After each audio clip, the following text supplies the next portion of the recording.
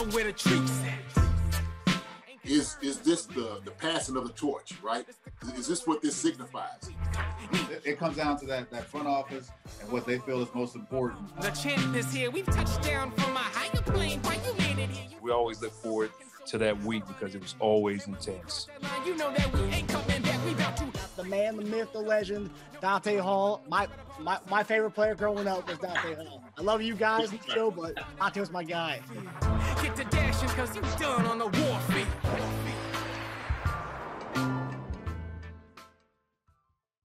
This episode of Chief Concerns is brought to you by betonline.ag. Hey there, Marcus Dash here from Chief Concerns.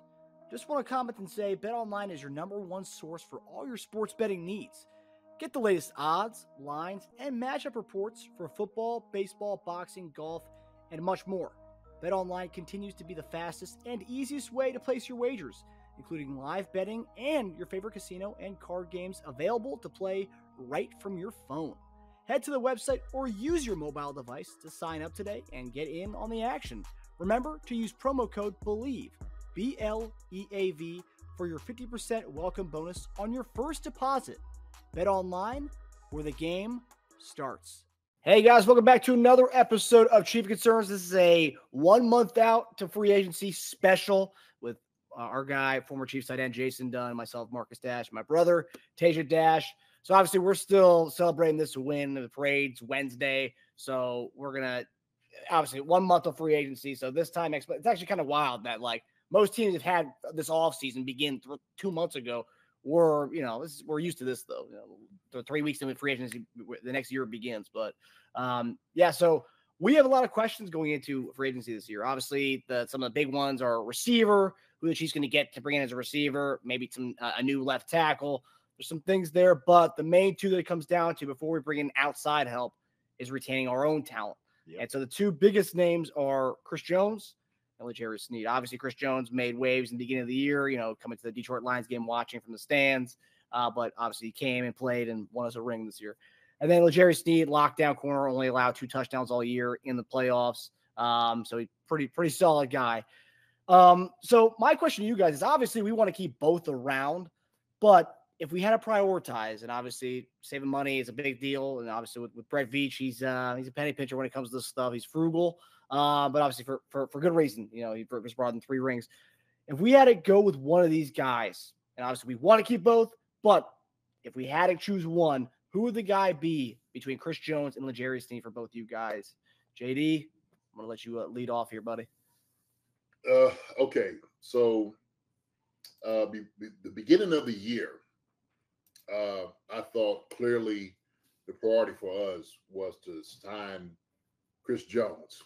Okay, I didn't think there was any other person that had a priority more than Chris.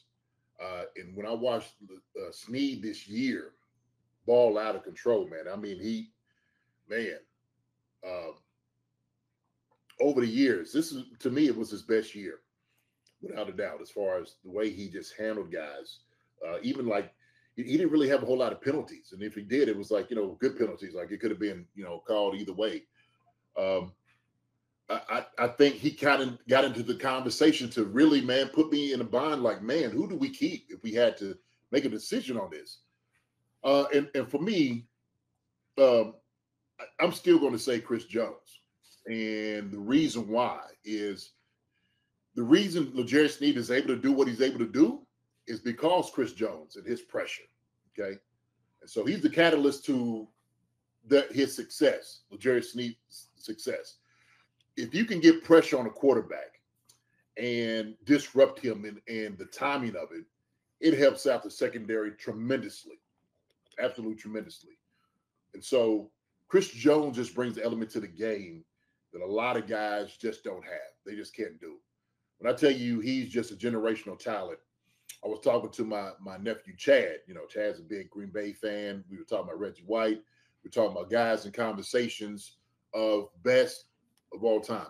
So Chris Jones is one of those guys, when you talk about D tackles, you can only name just a few of them who are like game changers, who comes in and makes plays, and it takes double teams, maybe to make sure he doesn't get in. Chris Jones is that guy in that conversation, man.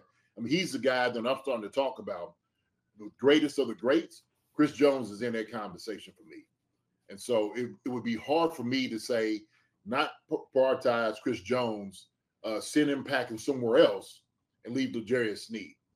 And the other reason I say this about L'Jarius Sneed is because we have depth at that position. We have depth there at corners.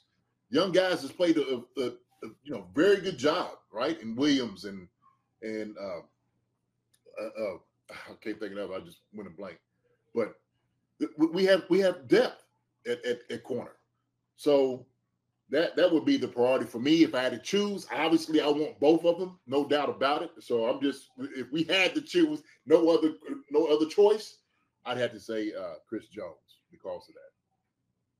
Yeah, the depth's what gets it for me, and that's where I would go Jones. I mean, we've spent a lot of assets and draft capital on the cornerback and DB position. That's just something that we have not done with that D tackle spot. Yes, edge rushers, sure, but D tackle spot, it's almost like as if since we've had Jones, we've pretty much punted that entire position since we've had him, which is just comical in a way. But now it puts it in a position where you kind of need to keep him around. And obviously he's a Hall of Famer. I mean, 3 rings. I mean, what he's done and the body of work he's put up, he's a Hall of Famer. And yeah,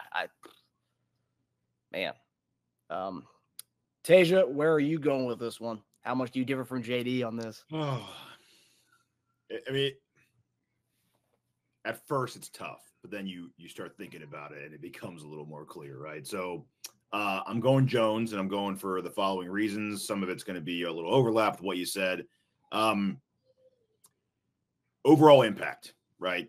Jones makes Sneed's life easier. Now, I'm sure there are times that Sneed's tight coverage creates more time for Jones to get to the quarterback, but I think more often than not, Jones shortens the quarterback's timeline, so they have to rush throws, right?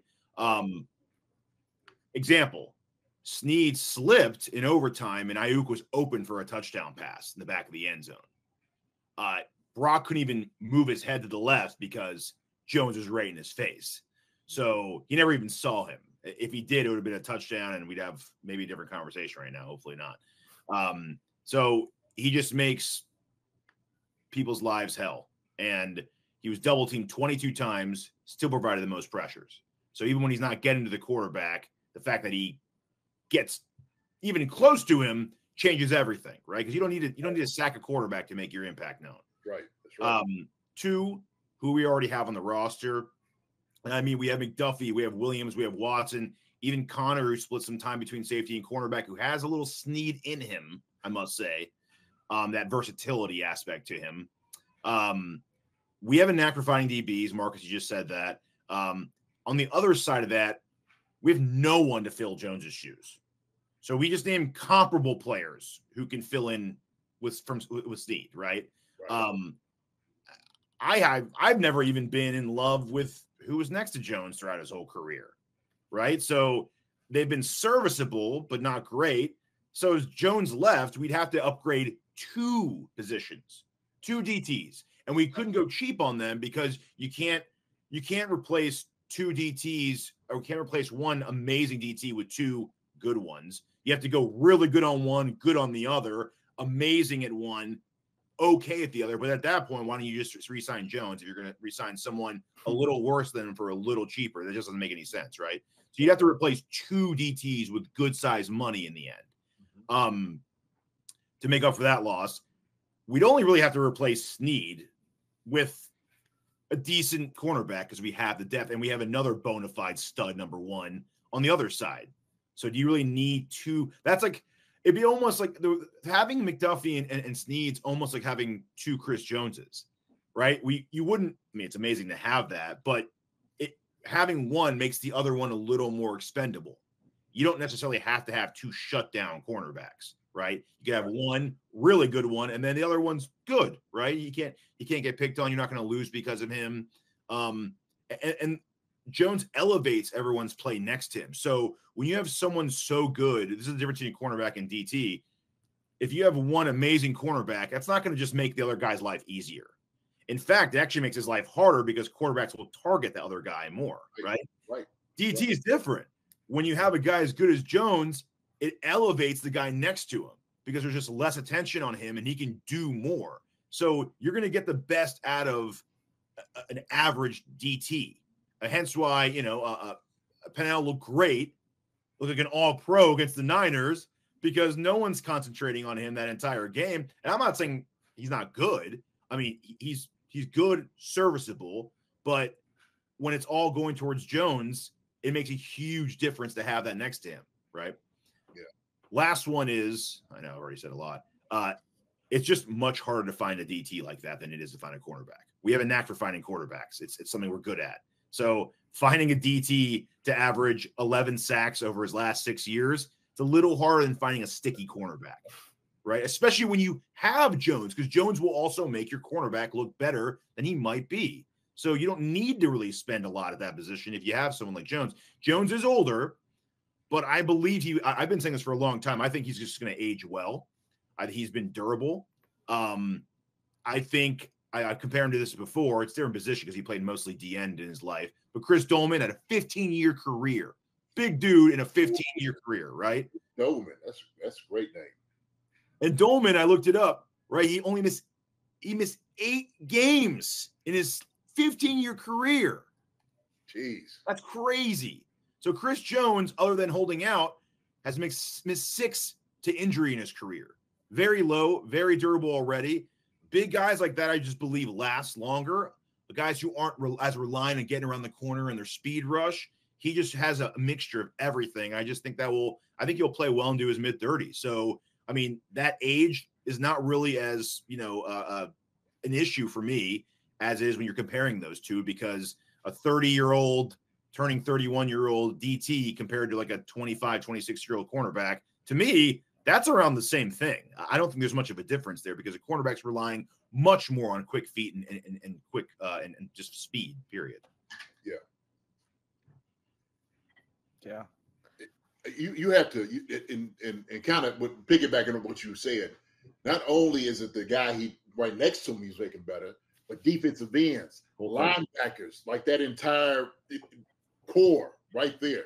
So everybody benefits and feeds off what Chris Jones does. Mm-hmm. Everyone around that. But without a doubt, who you gonna go get? You're not gonna find a guy in college that's gonna be able to come in and get the production immediately.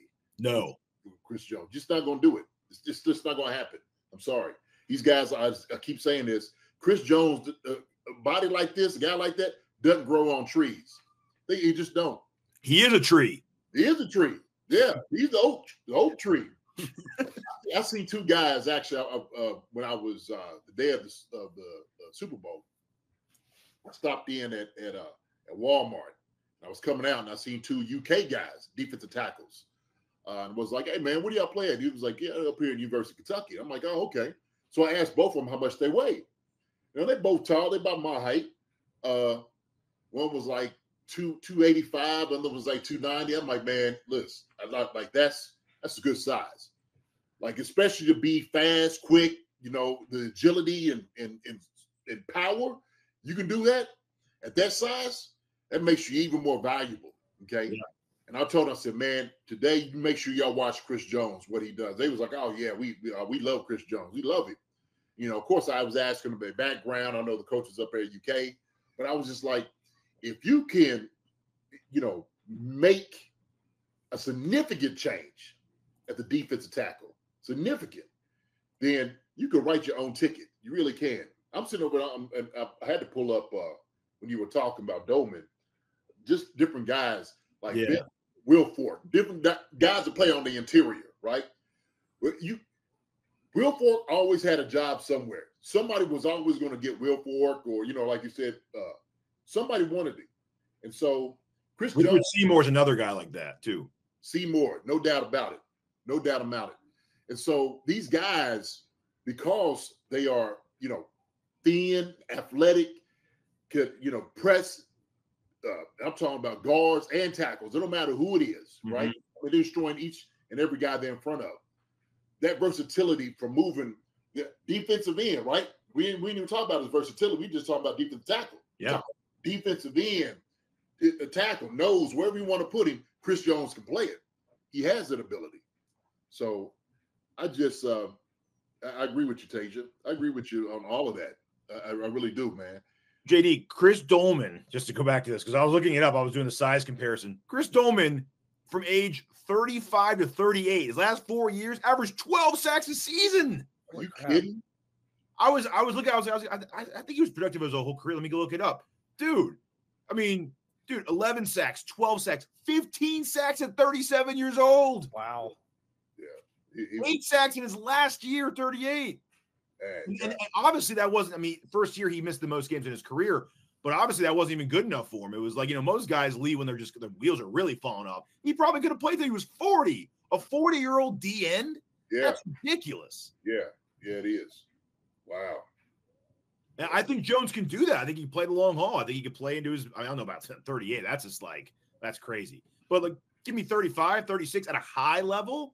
Yeah. At a near dominant level, even if he starts slowing down a little bit here and there, you take him off the field a little more often, whatever, that's fine. Well worth it, in my opinion. So I just think it's just irreplaceable. It's really hard to find because you have a McDuffie, you have that to fall back on. I just don't think you can rely on. You're not going to sign anyone to come in and be that. You're going to sign a rookie to come in and be our guy at D tackle. That's the beauty of it. If you let Sneed go, whoever you get doesn't have to be our guy. He gets to come in and be the number 2 or 3 cornerback at best. So you're coming in and just having the leftovers off of what McDuffie's taken. I've seen 2 schools of thought on this. One is Chris Jones. He's already won 3 rings. He can now go chase the money and just go get a big contract and kind of ride off in the sunset. There's also the other school of thought where we are potentially embarking on a 3-peat. This is a dynasty already. And he might be more inclined to maybe take a discount, maybe not an extensive discount, maybe a couple $1 million here and there, but to take a discount to stay within this squad. Which, where do you think he'll stand on this? Obviously, JD, you played in the league as a former player. Where would you kind of stand on that? Listen, he went through all of that last camp, before the season, these promises and false promises and what we're going to do. I think now, without a doubt, I guess you both have that argument. But Chris is like, look, we want the 3-peat. You got to keep me here. I said I wanted to be a Chief for life. You said you're going to make this thing happen, Veach. Make this thing happen. Why do we got to keep pitching pennies and talking about this all the time? We don't need to do this. We don't need to revisit this, what I did all last year, right? You see my work. You see what I was able to do. Without that pressure on Brock Purdy at the end, like you said, he's getting that ball to Jennings. That's a touchdown. Like you said, make to Ayuk. Same thing. Either one. Yeah, absolutely. We're not even in the conversation of going to the Super Bowl without me being in here. So I think Chris, he's got a pressure, whatever that number is, he has to be on the 30. And even if it's a short-term deal, right? I know you were saying 35. Chris Jones is 29 years old. He'll be 30. Yeah. Another 3 years. Get a 3-year contract, man. Come on. Or 2 years. You can work it out, whatever, but make it something that is lucrative. I think you got the money that you could do these things. I think he's got the edge to me in the bargaining. I know he didn't want to go anywhere. Why? Why go anywhere else? Why? If the 3-peat's in your grasp, okay, he is part of it that make that machine go. Yep. I don't think, because everybody was talking about Tyreek Hill. We didn't need Tyreek Hill, wide receiver. We had guys come in and we still want it, right?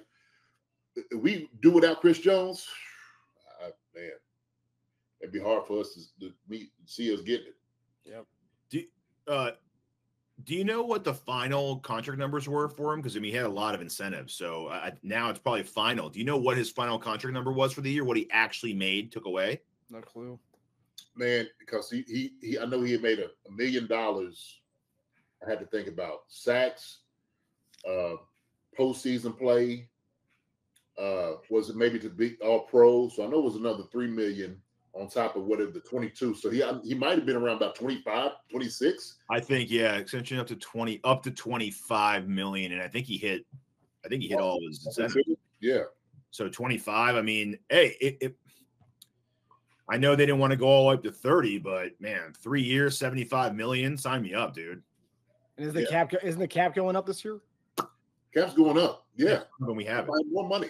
I'll tell you what, after these Super Bowl numbers, look for it to go up a lot more than they thought it was going to be come next season. That's true. You might see an even bigger jump. It's funny. It's awesome because the Chiefs are contributing to the possible large jump, and we're the ones that are going to be able to probably benefit off of it too. Be like, oh, we got an extra $7 million in the cap.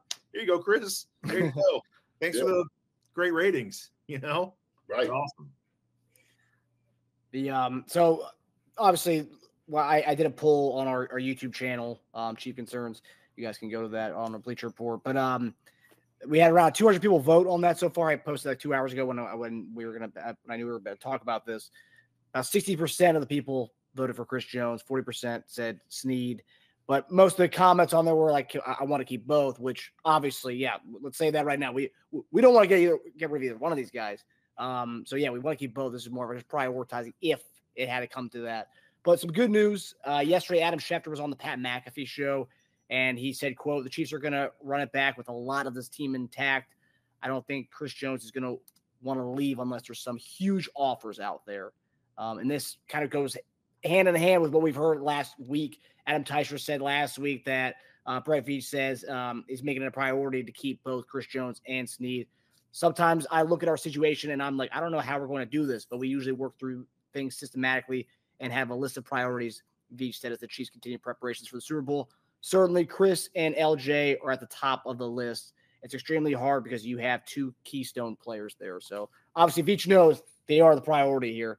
And also on top of the day after that report came out, a report from Jonathan Jones of CBS on NFL said that the Chiefs are aiming to restructure star quarterback Patrick Mahomes' contract to lower his cap hit, something they've been working on for a while now.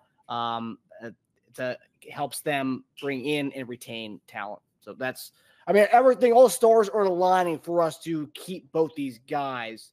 And let me ask you, do you think, I know we're prioritizing one or the other right now, when it's all said and done in a month's time, do you guys think that we hammer it out, get both guys in-house for at least one more year? I think so. Yeah, I do. I mean, we already have a lot of money outside and separate from the possible Mahomes restructure. I've been seeing numbers like 36 million possible for his restructure. I don't wish we get rid of anybody, but as people have been speculating most of the season, if MVS were to be gone, that's $12 million. That's $48 million between the restructure and him. I mean, that's a lot of money. So if we don't get it done this year with these things happening, these moving parts happening, then it's not because we didn't have it. It's because we decided not to. Whereas I think the Tyreek Hill thing was different. I think we weren't in that same position then. It's just a different situation now. So anyone who tries to draw comparisons between the two, I don't think it's valid. Yeah, I hope we're able to bring both back. I mean, I think we talked about it on a post-game show, the idea of having a three-peat. I think that helps a lot of guys who may want to go chase the bag and may make a concession a little bit on our side and their side. Everyone's kind of going to meet in the middle here because we are doing something that embarking on something that's never happened before in the NFL, which I think that plays to a lot of these guys' emotions. And you saw these guys. This is a tight-knit group we have. Yeah.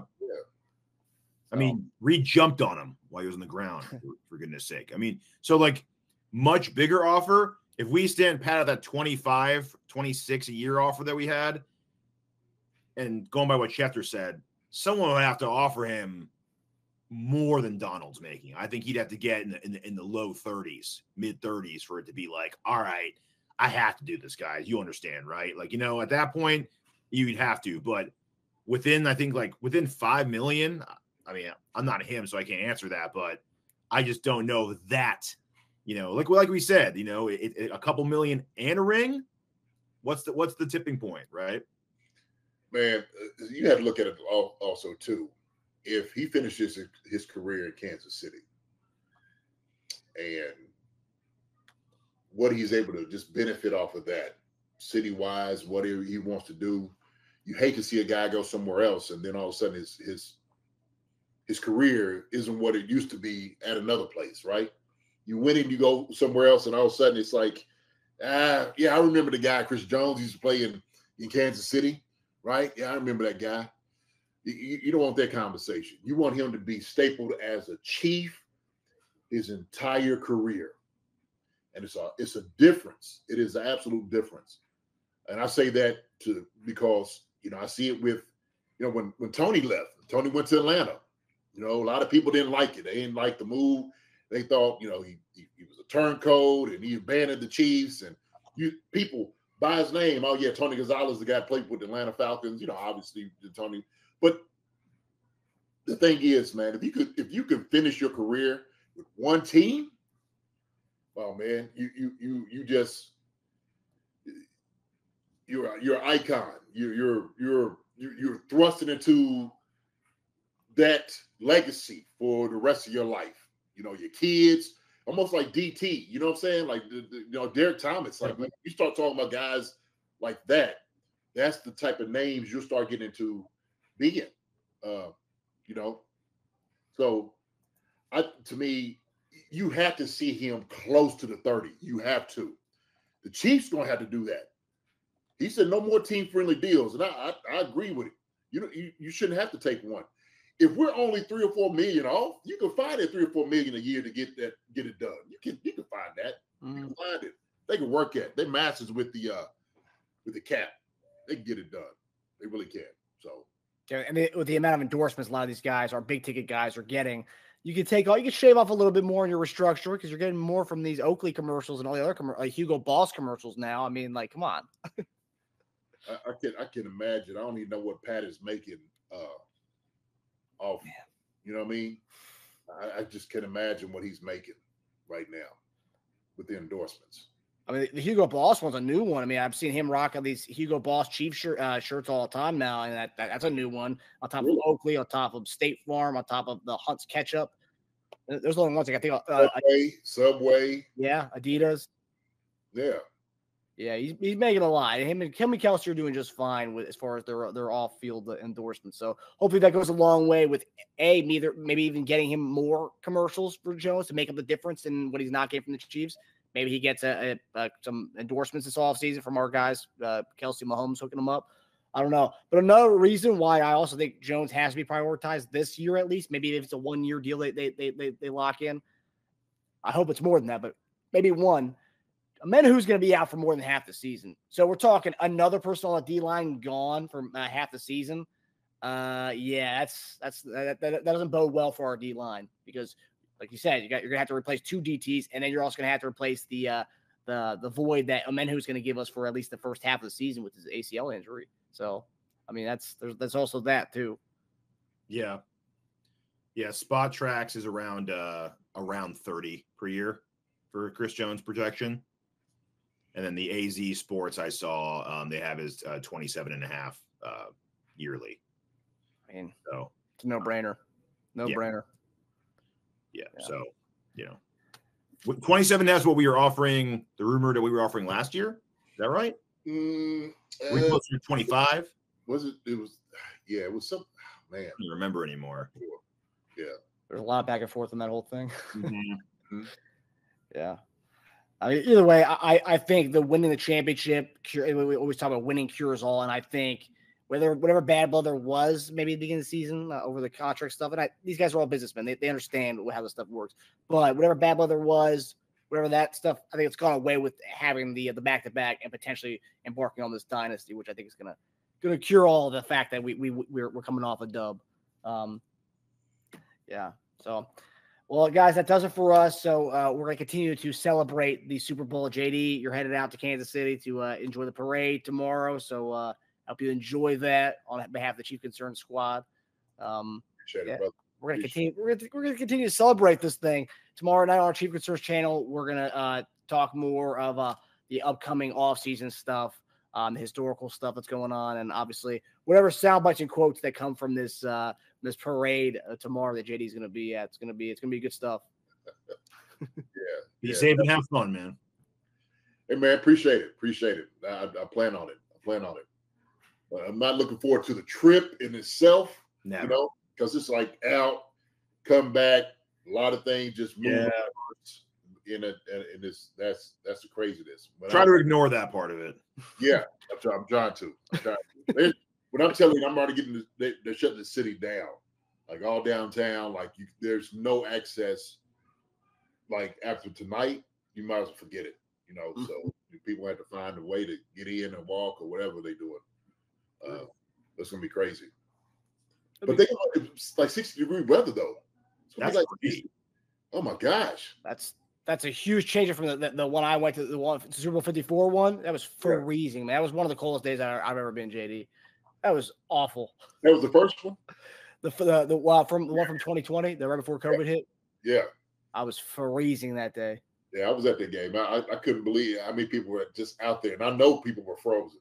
I know they were just standing. So yeah, this is gonna be a beautiful occasion. Beautiful occasion. Yeah. The fans and people of Kansas City deserve it. Chief fans all over the world deserve this. Even if we're out there, I get enjoyment watching all the stuff go out. So totally.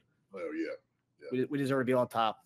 But all right, guys. Well, for all you Bleacher Report people, I believe we're going to be doing more shows, maybe less frequently throughout the off season on Bleacher Report channels. But for all you guys who enjoyed us, come see us on YouTube, Chief Concerns, and we'll be back sporadically on the Bleacher Report channels. Whatever. Love you guys. Love you, fellas. See you later on. See you guys. Hi, everybody. Thanks for watching. Subscribe here to get the latest from the show. Also, be sure to check out the best clips from Chief Concerns. And if you prefer to listen to the show, subscribe and follow us on Apple Podcasts, Spotify, and anywhere else you get your podcasts.